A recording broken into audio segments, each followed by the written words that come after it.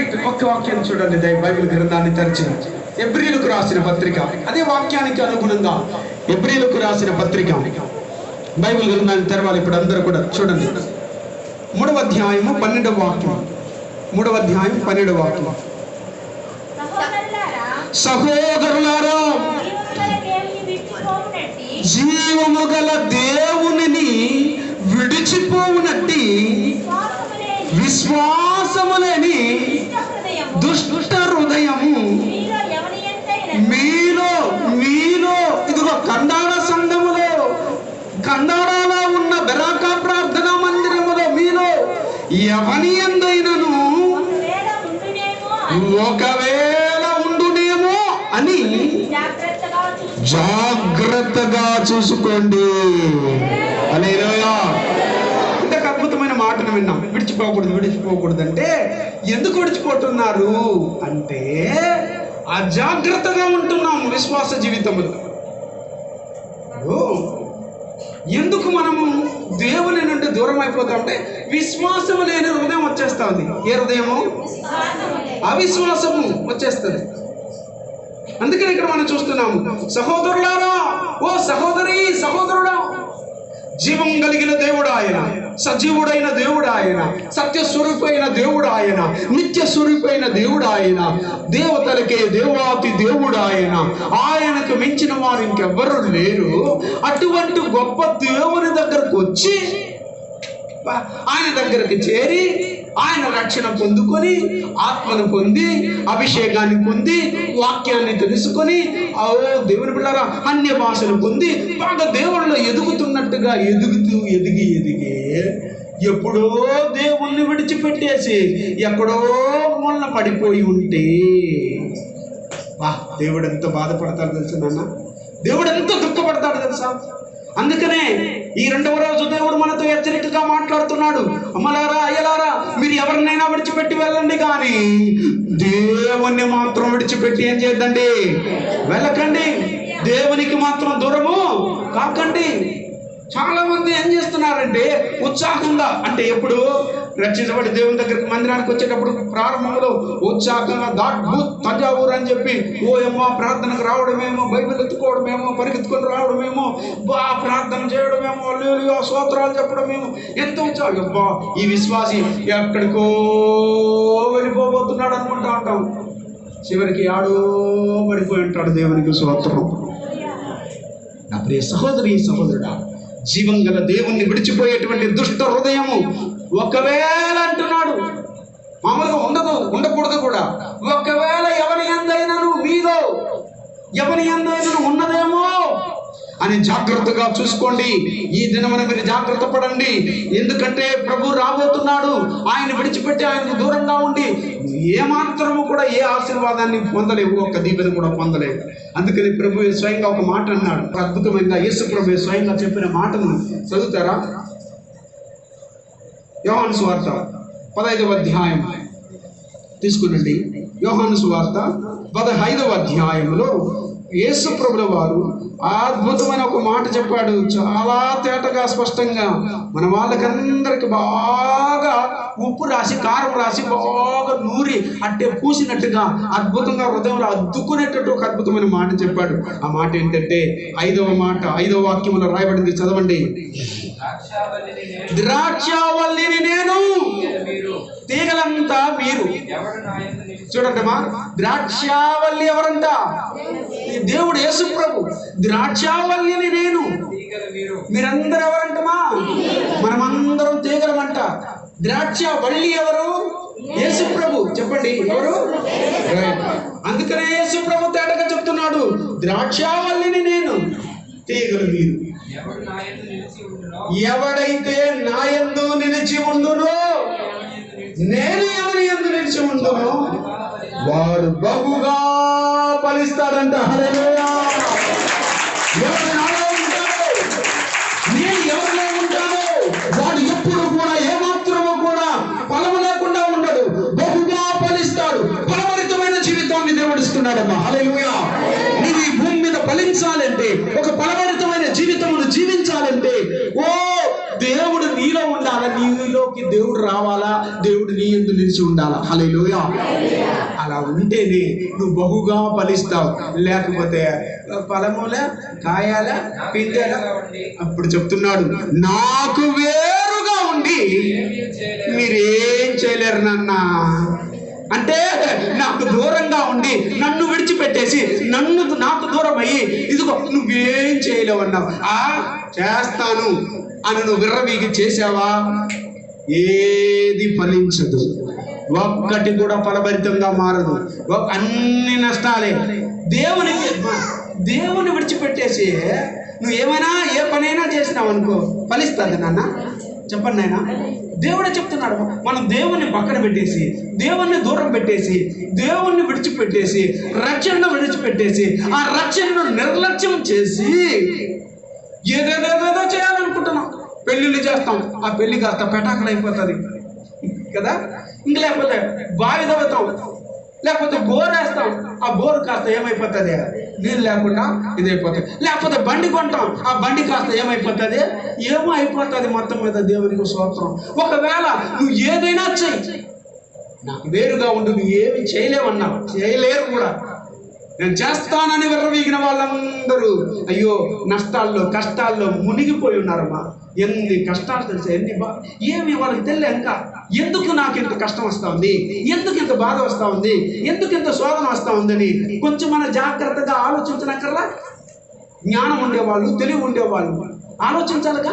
కొంచెం ఆలోచించాలి నాయన, ఎందుకు ఫలించాలంటే నేను దేవునికి వేరైపోయినానేమో, ఒకవేళ నేను దేవుని విడిచిపెట్టేస్తున్నానేమో. దేవునిలో కానీ నేను ఉంటే బహుగా ఫలిస్తాను. ఎట్ట ఫలిస్తాను? బహుగా ఫలిస్తాను. అలా ఫలభరితంగా మార్చడానికి దేవుడు నీలోకి రావాలా, నువ్వు దేవునిలో ఉండాలా. హల్లెలూయా. అప్పుడు ద్రాక్షవల్లిలో తీగ ఏం చేయబడి ఉండాలా, అంటుకట్టబడి ఉండాలా. హల్లెలూయా. అట్ట కాకుండా నేనంత ద్రాక్షవల్లిలో అతుక్కొని నేను వేరైపోతానని అట్టే వేరయ్యి ఏదే ఆ తీగ కాస్త వేరైపోయిందంటే ఏమైపోతుంది, అది ఎండిపోద్ది. ఏమైపోద్ది? ఎండిపోయిన అనుభవాలు, ఎండిపోయిన తీగలుగా మారిపోతాం. ఎండిపోకూడదని అది అందులో అతుక్కోవాలి. వచ్చి అతుక్కునింది అనుకో, మళ్ళా కలుసుకునింది అనుకో, మళ్ళా అది అత్తే ఏమవుతుందంటే పూలు పూసి, పిందెలు పట్టి, కాయలు కాసి ఫలిస్తుంది. అది కూడా కొద్దిగా కాదంట, బహుగా ఫలిస్తుందట. హల్లెలూయా. ఎంత ఫలిస్తుందంట అంటే ఎంత, ఇంకా లెక్కలేనంతగా నేను బహుగా ఫలించాలని దేవుడు ఇష్టపడుతున్నాడు. నువ్వు ఫలభరితంగా జీవించాలని దేవుడు ఆశ.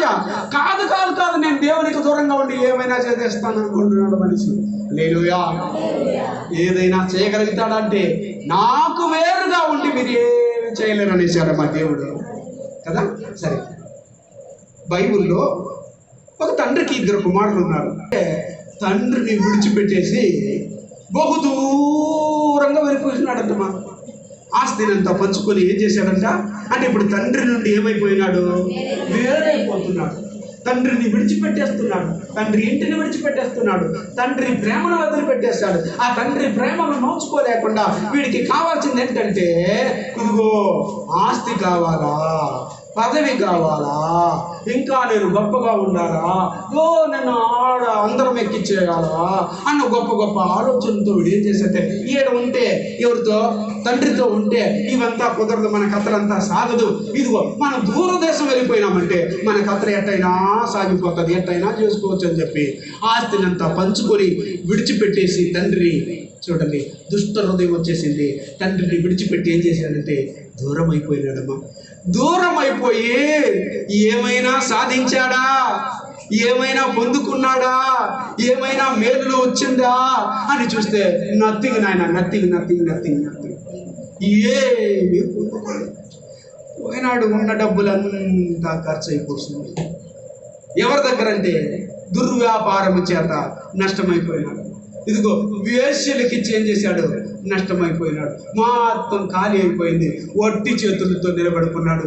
తండ్రి దగ్గర ఉండేటప్పుడు చేతి నిండా డబ్బులే, జోబు నిండా డబ్బులే, ఏడ చూసిన డబ్బులే, ఏడ ఎత్తిన డబ్బులే, ఆడ చూసిన డబ్బులే.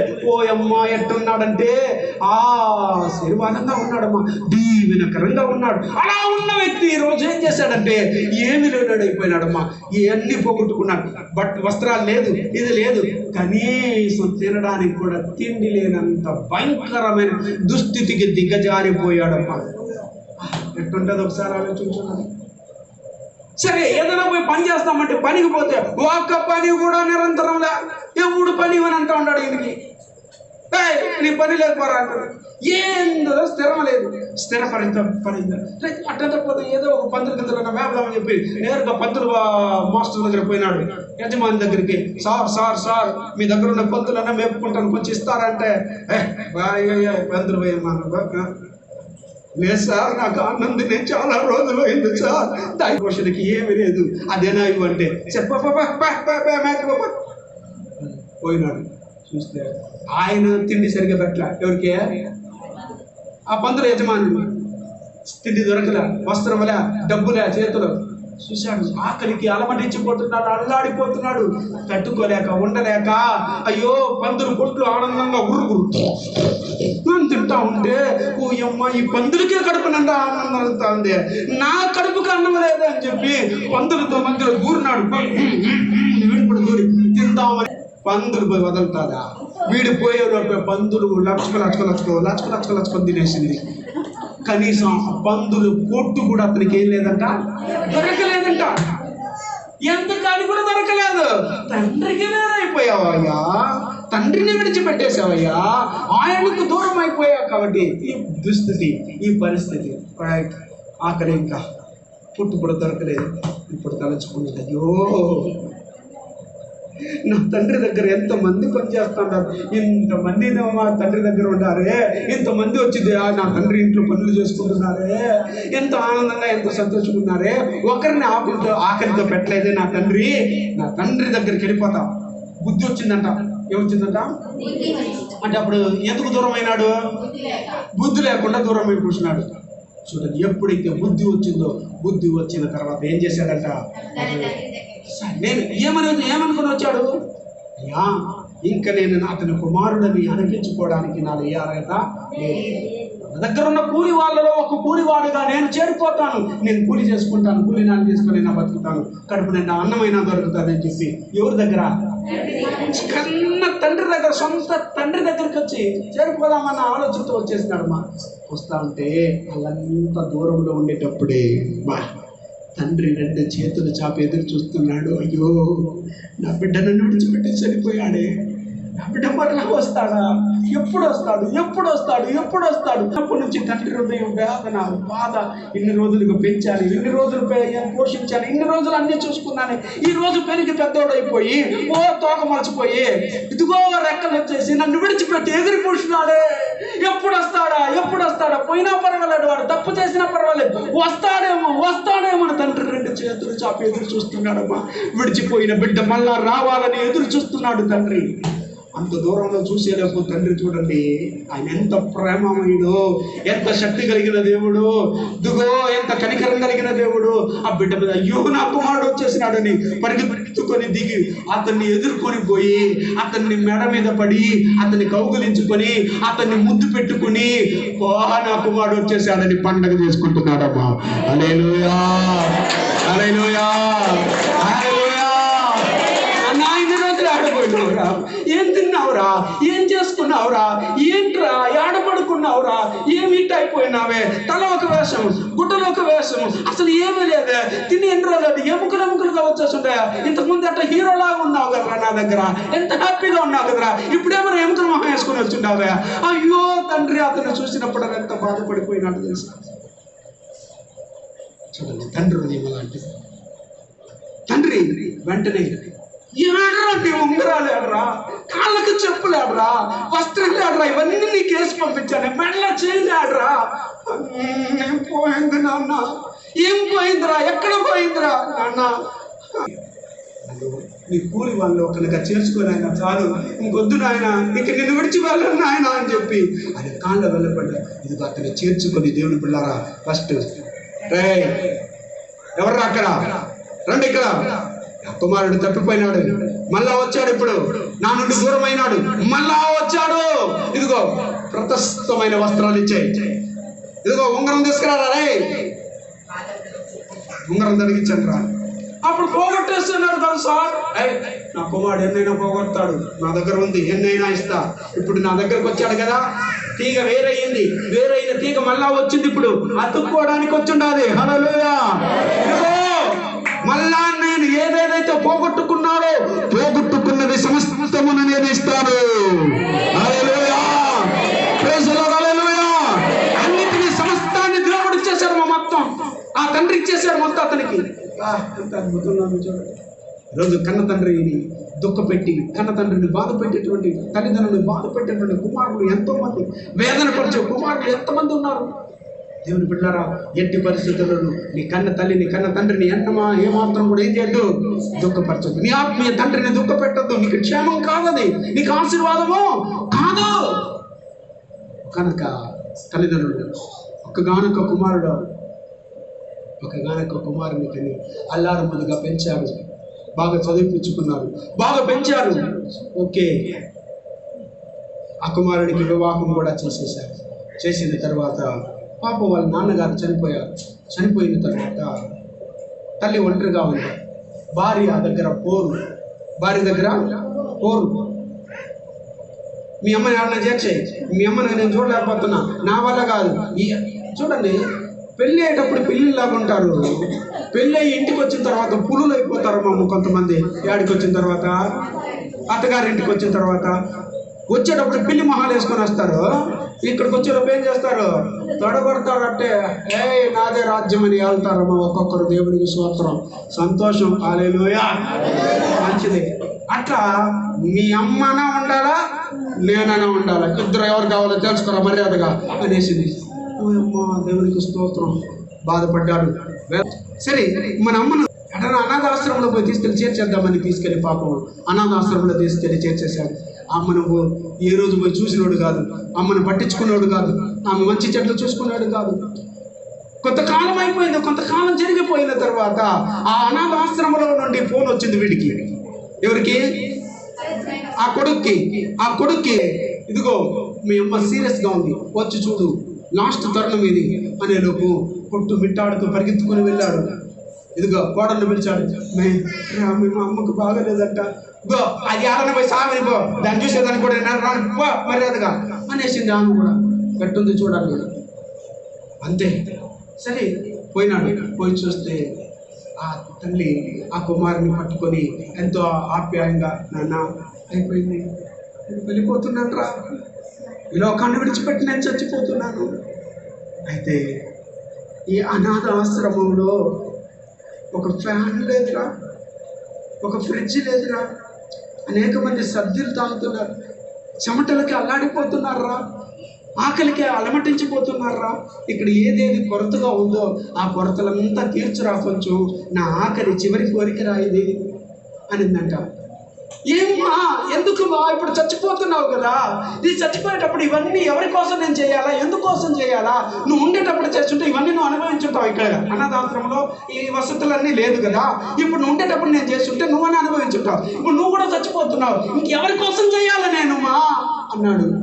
ఎవరి కోసం అంటున్నా, ఏనన్నా, ఇగో నువ్వు కూడా వయసు అయిపోతాను, నువ్వు వయసు అయిపోయిన తర్వాత మీ పిల్లలు ఉన్నారు కదా, మీ పిల్లలు కూడా నిన్ను తీసుకొచ్చి ఇక్కడ చేర్చేస్తారా, అప్పుడు నువ్వు చాలా కష్టపడతావురా నాయన, అందుకని ఇప్పుడే అన్నిటిని ఏం అన్ని వసతులు ఏర్పాటు చేయరా అనేలోపు వాడికి దిమ్మ తిరిగి మైండ్ బ్లాక్ అయిపోతుంది. దేవునికి స్తోత్రం. ఏమి విత్తుతారో అదే కోస్తారు. ఈరోజు నువ్వు ఏమి విత్తుతావో విత్తిన దాన్ని నువ్వు కోస్తావని బాగా గుర్తుపెట్టుకో. అంటే అలాగే కళ్ళు మూసేసింది. జ్ఞాపకం చేసుకుని అందుకనే ప్రాణాలతో ఉండేటప్పుడే తల్లిని, తండ్రిని, అత్తని, మామని, కోడని అందరిని క్షేమంగా చూసుకోండి. హల్లెలూయా. నా ప్రభు చెప్పేది అదే నాన్న, దేవుని బిడ్డల లక్షణం అది నాన్న, దేవుని బిడ్డల యొక్క క్షేమం అది నాన్న. దేవుని పిల్లరా, ఆయన విడిచిపోవద్దండి, ఆయన విడిచిపెట్టకండి. ఆ కుమారుడు విడిచిపెట్టి వెళ్ళిన దాని వలన చూడండి ఎంత కష్టాలు పడ్డాడు. జీవం గల దేవుణ్ణి విడిచిపోయే దుష్ట హృదయం మీలో ఒకరివేళ ఎవరినైనా ఉందేమో ఇప్పుడైనా జాగ్రత్తగా చూసుకోండి. ఒకవేళ అలా జాగ్రత్తగా చూసుకోకపోతే ఆయనకు దూరం అయిపోయారంటే ఏమీ పొందుకోలేవు. అలా ఏమి పొందుకోలేకుండా పోయినోడిని ఆ చిన్న కుమారుని చూపించాడు. అలా నీవు నేను అలా ఉండకూడదు. మనము విశ్వాసముతో దేవుని అత్తుకొని ఆనుకొని జీవిద్దామా? దేవుడి మాటలు మీ వినికిల్లో దీవించి ఆశీర్వదించును గాక. ఆమేన్. హల్లెలూయా.